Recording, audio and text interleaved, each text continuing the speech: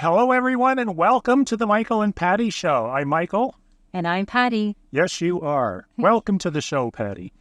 Today, we're discussing Prince Edward Island real estate and everything PEI. If you're new to the podcast, we cover those subjects, all kinds of other interesting stuff coming from two agents that have been doing real estate in the province for over 40 years.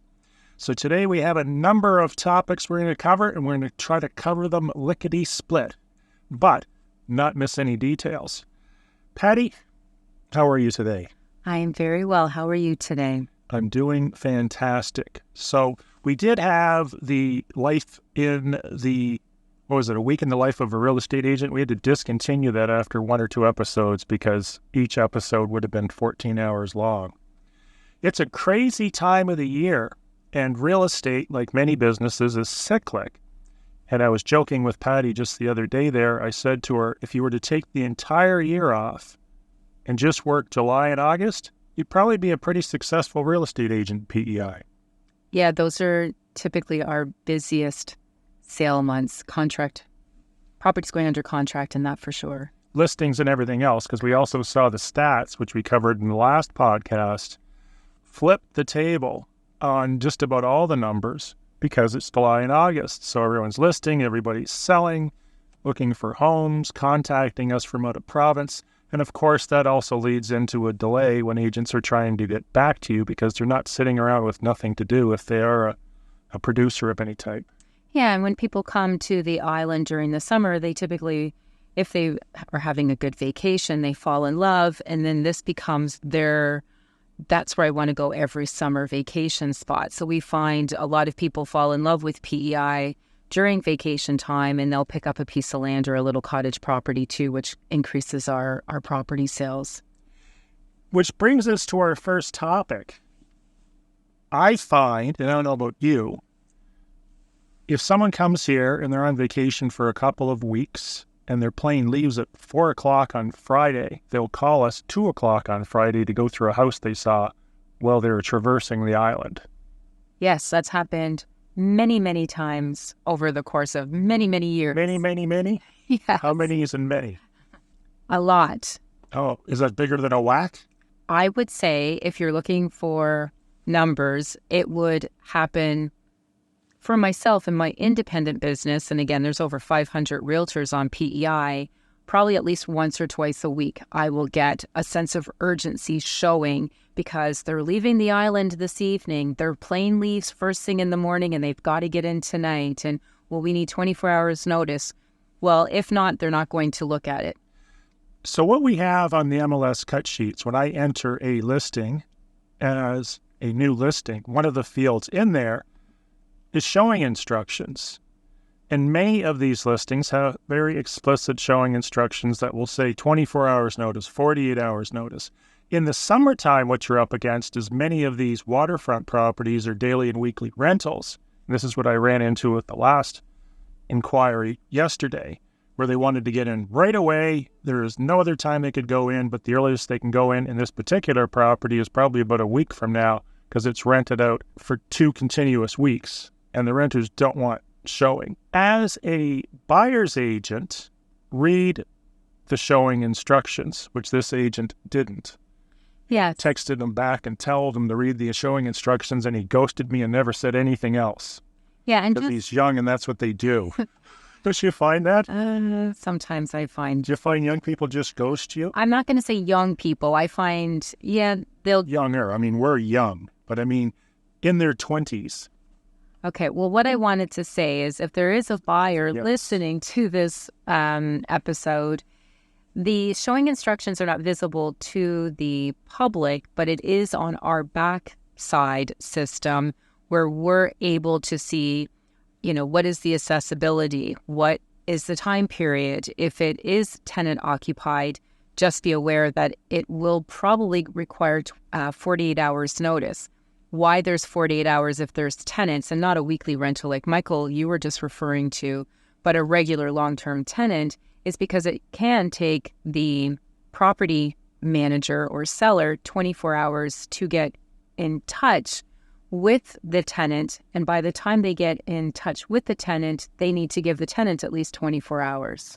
So read the showing instructions if you're a listing agent and convey that information to the purchaser. And if you're vacationing here, start seeing properties in the beginning of your vacation, not 2 hours before the plane leaves. Yeah, and I'm just going to say, if you are a seller, there is a service that I know my office. Let's just say it. Patty introduced this service to the island, and then somebody in the association took credit for it. Patty introduced ShowingTime to PEI, which is from the States, which was a result of one of her coaches. Isn't that true? Yes, I had. It's out there, so everybody knows. Yes, and okay, well so ShowingTime is an excellent service, and what it does is it provides real-time showing requests. So if you're a buyer and you've asked your buyer's agent to put in a request to view a property, if you're waiting until your buyer's agent gets in touch with the listing agent and then the listing agent gets in touch with the seller,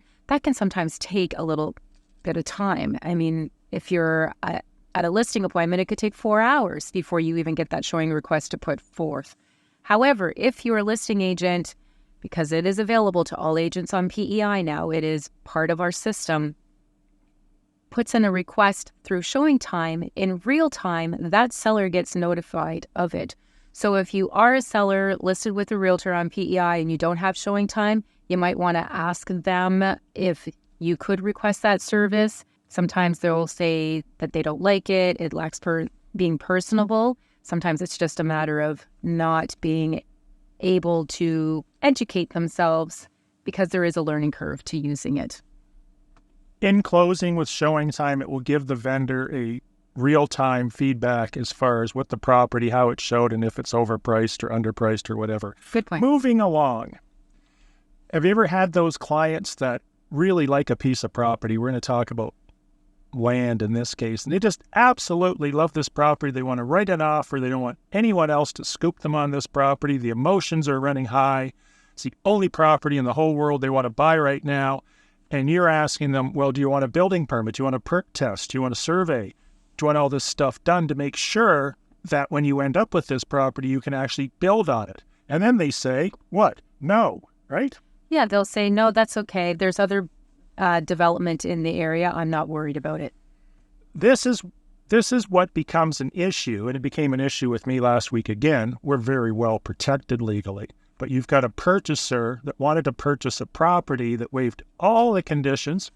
Thankfully, I refused to represent them because I sort of saw this coming down the road. But what happened is, in the contract, it didn't indicate that the purchaser or purchasers are waiving these conditions like building permit, perk test, whatever, against the advice of the agent. So it's important if you're representing a purchaser, and it's important if you are a purchaser, to understand that the listing agent's probably going to put in a disclaimer, or should, so they're not held liable down the road, because they're always going to play the victim and say, oh no, the agent I didn't understand, I can't read English, I'm new to this country. Yeah, or that the whole clause was redacted. I didn't realize what was underneath all of that. Yeah, they redact the clause with the big white box and you don't even know what's there. So disclaimers are really important for purchasers' agents, and they're also important for the purchaser to understand you're waiving a condition that could be super valuable. They were actually going to jump down to point number 6 here on our list. Pre-approved building lots. Are they pre-approved, Patty, or aren't they? Pre-approved as in they've been severed off and it's approved piece of land. It's someone took 5 acres, divided it into 5 1-acre lots. They were perk tested back in 1970. They're pinned, the big stamp from the government with a happy face. No, they are not. That does not mean they are approved today. Even if a seller says, well, they've been grandfathered in, that is still not a guarantee. What I would suggest, if you are buying a building lot in PEI, and you can correct me if you have a different opinion or I'm wrong, is have your lawyer obtain a building permit, or at least do the necessary inquiries to satisfy things on the purchaser's side to make sure that, in fact, you can build on that lot. Because there's all kinds of things going on right now. I know one agent last week told me that she or he, to keep them ambiguous, Okay. said that she had sold a number of lots in this subdivision. Their friends bought them. They're all thrilled, only to find out that none of these lots are buildable. But these lots aren't buildable, not only because they didn't do their perk test and building permits like they should have, regardless of being approved in 1970 when the standards were different. They also, the provincial government played the Fiona card. So what's happening a lot in PEI is they're saying, well, that was before Fiona. Now that Fiona's happened, things are different. And they're also playing catch-up because of the Greenwich thing, where you've got a subdivision that was approved and had some things that the developer had to do, which he never did, and the government never checked that they were done. Now they're going and they're backtracking, because I had this message a month ago on a subdivision where they're saying, well, we approved it, but it's not really approved because we didn't follow up. Bottom line, make sure your lawyer is satisfied that you can build on the lot, not your agent. I don't want the liability, do you? I don't want the liability either. The lawyers can have the liability. Just make sure if you're buying land it can be built on. And that applies to houses too. If you're going to add a building or change the garage or whatever, make sure you get the permits to do that. Next, going in blind. It's still happening, Patty. Purchasers, agents, they just send me an offer. I didn't even know the agent existed. This offer shows up on some properties. What is this? Oh, it's an offer. No communication. Guess what happened with the 3 offers I received? They got rejected. They all got rejected because they weren't even close to what the vendors were looking for. It's a commercial property, so it's a little more sophisticated. However, I'm dealing with a fine gentleman from your office that's been very communicative. There's been a lot of back and forths. The purchasers want this, the vendors want that. And we may actually come to an agreement on Monday, hopefully. Keeping fingers crossed, because this agent's communicated with me. In fact, what we've actually done from the vendor's point of view, because it is a commercial property, we have a list of things that the vendors would like to see. Don't have to see, but would prefer to see. Of course, everything's negotiable based on dollars and closing dates and everything else. But I'm still seeing no communication between buyers agents, listing agents, vendors, and purchasers. Yes, that is actually compromising. Like you said, the 3 rejected. The buyers may not be aware of the fact that due to their agent's style of doing business, perhaps, or their lack of communication skills, it may have cost them the property. So what your buyer's agent should be doing, which is good to know that one of the agents on my team are, because it's something that we stress, communication is key. Finding out what the seller wants. Create a give or take. The buyer wants this, the seller may want that. Let's come up with a compromise to make an attractive offer for both sides. Exactly. Moving along. I had something bizarro happen to me this week. It's never happened to me ever before. We wrote an offer on a property. The agent sends me back a rejected offer, and then we move on.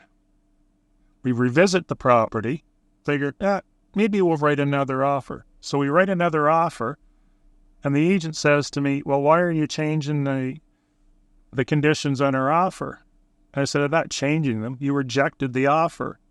So what happened with this agent, because they're all in such a friggin' tizzy about getting things done and signed, his vendor rejected the offer where he actually decided and wanted to or intended to accept the offer. So he signed on the wrong line. No one read the contract, sent it back to me. I just assumed we've got a rejected contract. So then we wrote another offer a few days later, and then the agent said, well, no, your offer was accepted. I said, not in writing it was, and it was rejected. They were good people. They admitted they were wrong, but this is what can happen when you're in a big, huge, panicky rush to get things done, and you don't take the time to go over what you're actually signing, because it could have turned out a lot worse in this case. In this case, it turned out well, but it was kind of funny that because of the lack of communication, and I was just as guilty as the listing agent, there should have been a text. I sent you a rejected offer. I sent you an accepted offer. right? Too many times you get stuff in email and you're just like, what is this? Oh, somebody sent me an offer 2 days ago I didn't see, because they never called or texted to let you know and give you the heads up. So you did you call him? Call this other agent? After he was confused, yes. Okay. So communication is key. That's absolutely, and it's a prime example. And I mean, sometimes even we get caught up, but prime example, that's pretty interesting, entertaining, Michael. Well, thank you. I had more entertainment. Hopefully you don't do that again. So this person buys, another story, this person buys this lot. They're one of these people. I just want to buy it, no conditions. I don't care. And then after they close, now they're trying to go after the real estate agents because they're saying, well, we didn't realize the property was here. Oh, there's a video and there's an arrow. The video has no arrow in it. No arrows in her head. So she's making all these false claims, was represented very well, but was in such a rush to close on this property. She's trying to use video and pictures to say, well, the pictures show the property lines are here, or this arrow that doesn't exist that I imagine is pointing it out there. I just want to caution everybody, I'm really leery about these photographs you see on the MLS where they outline the property in Photoshop or whatever to show you where the property lines are allegedly. That is just a really, really rough approximation, and it should state that on the picture legally, but it doesn't.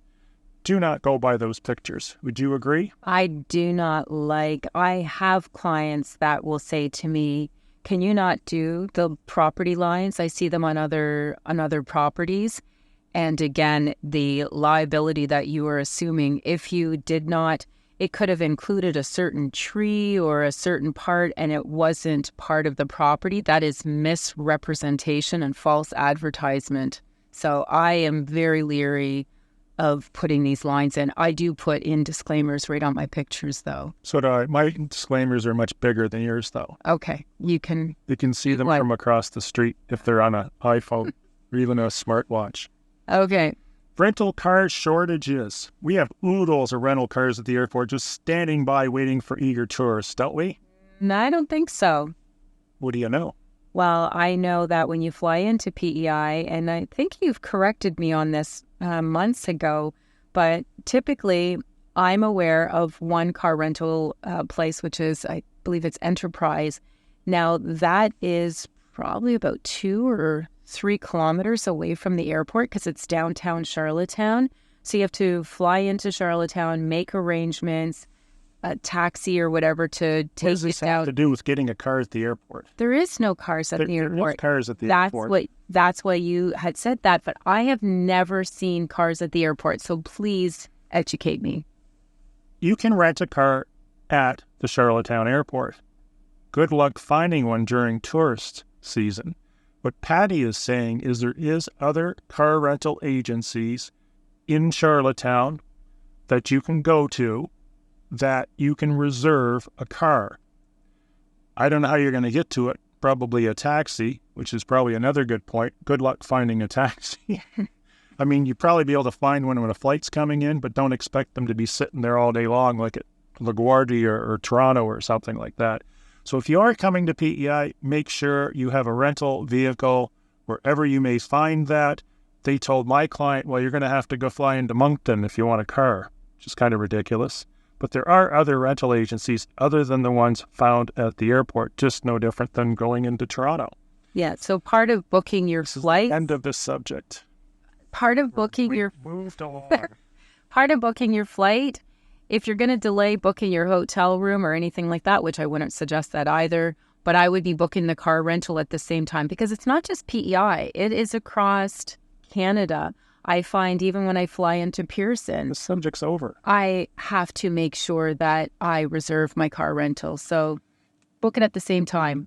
If I'm buying a property and I want the lawnmower and I want a microwave oven and a television set, is it a good idea for me to take pictures of those items, including the serial numbers? The lawnmower, I probably want to record how many hours are on it if it's a commercial mower.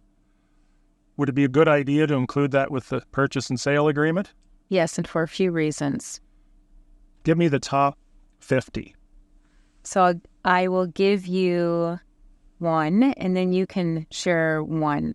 One of the reasons I suggest to take pictures of items that you're requesting to be included, which are things like appliances or if there's any content, is if you just put in fridge, well, the seller could technically swap out that fridge because you didn't say the fridge within the listing pictures or the fridge as per the day the Kenmore when you viewed it. So a seller's lawyer who is savvy, which Michael has no shortage of them in his back pocket, would be able to say, you just wrote down fridge, and there is a fridge in the home that is working. So that is one big reason why I would recommend and suggest take pictures of the appliances, and maybe you could even mention it. Now, I don't get usually this picky because Goodwill, most are pretty honest and put in whatever's left in the house, that's what's included. But I have over the years had these items swapped. I had a situation where we included the lawnmower. The contract said it included the lawnmower because we're operating on a basis of assuming the vendors are honest, which in most cases they are. So the lawnmower we were asking for was orange, and it was worth about 20 grand or more. When we got there to close the deal, the lawnmower had changed to green. It was worth about $1,500. Oh. So the vendor's lawyer argued that the description wasn't descriptive enough, and there was a lawnmower there, and since we didn't have pictures, serial number, make, model, and all that sort of stuff on the purchase and sale, too bad for you. So the purchasers had to decide whether they're buying a house or a lawnmower, and they ended up moving ahead, regardless of the vendor's dishonesty, and admitting that he played what we refer to in real estate as the switcheroo. Next, I had another client looking to list a waterfront property that was very unique and expensive, and to say the least, there's really not too much comparable on the island. So she says to me, well, what do you think it's worth? And I said to her, why don't you hire an appraiser or 2 or 3 appraisers? So then she turned to me and said, well, isn't that what you're supposed to do? Aren't you guys supposed to price properties? And I said, yes, but the problem you're going to run into is there's nothing comparable. So how do you price something where there's no comparables? We eventually did come up with a reasonable number based on my experience. And she hired an appraiser and got all kinds of other opinions. Now she's in analysis paralysis. She can't figure out what it's worth down to the nickel. Should I, as a seller of real estate anywhere on earth, expect the agent and or appraiser to tell me what something's worth to the nickel, or is this more speculative based on a data set of sales data? Yeah, the second. And as a realtor, real estate professional, we give ranges. We don't typically give prices, and that is subject to change based on the time of year and what the market is doing. Would it have anything to do with how long I want to sell and my motivation? Well, that's another. Like if I tell you, I don't care if it ever sells. 2 years, 5 years, 20 years, I don't care. So now I have the luxury of time, and I'm hoping at one point the market will move up to whatever number I've manufactured in my mind. But if I'm elderly and I've vacated that house and I'm living in an old age home that's 5 miles away and the insurance company is telling me I have to check on this house every day, according to the policy, my motivation is going to be a lot different in my 80s because I probably don't need that extra 10 grand. Hypothetically, I might be able to squeeze out of that property, which is another thing I find listing agents don't do a lot of times is they ask the vendor, is there any motivation? What's your goals? What's your dreams? Do you want to sell quickly? Is money more important or is a quick closing more important? Right? Yes, you have to understand what is the motivation, what is the expectation from the seller. It's not a time when you're working with the realtor, as long as this is the realtor you're going to be moving forward with. This isn't a game of poker where you're going to try to hide your hand. We need to know, in order to effectively price the property, what your motivation is so that we can align that price range with those with that motivation, those expectations. The bottom line is it's hard to put a value on a property that is an outlier or different, where there's no sales that have happened but are similar. And the other thing we need to know is the motivation of the seller. How quickly do they want to sell? Is money more important? Are they unmotivated? There's a lot of questions you can ask that seller that will help us go through the process of trying to put together some parallels on other properties that are sold that may be similar. IRAC, what a great system. Island Regulatory Appeals Commission, every real estate agent's favorite organization. So what they did originally is, because they govern land ownership, is IRAC would tell you as a buyer, or if you're a PEI corporation for that matter, you can't buy anything that's over 165 feet of water frontage or 5 acres of property. As an individual, they allowed a multiplication factor.